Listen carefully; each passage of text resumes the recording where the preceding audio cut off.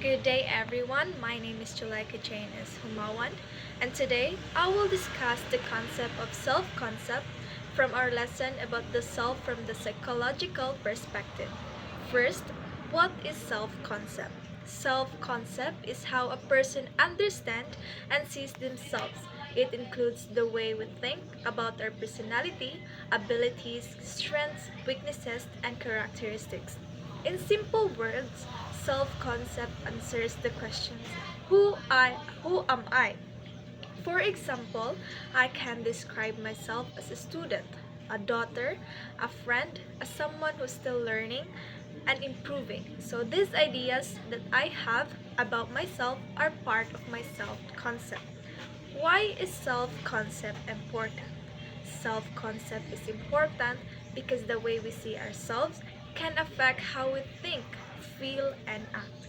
If I believe that I am capable of learning, I may be more willing to study and try even when a lesson is difficult.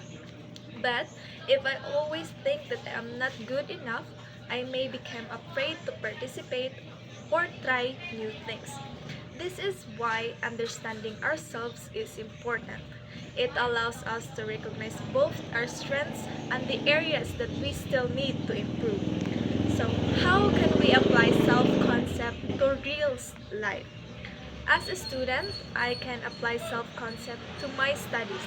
For example, there are times when I find a lesson difficult. I might think maybe I'm not good at this subject.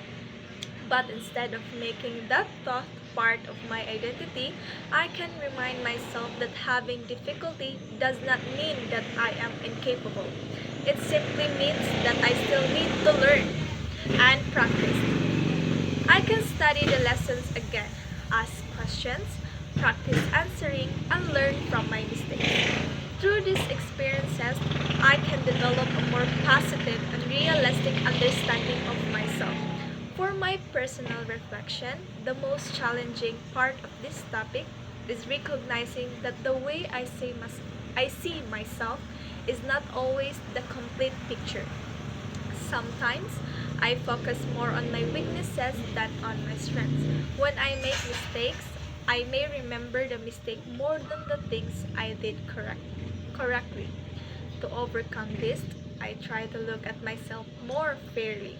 I remind myself of the things I have already learned and the improvements I have made.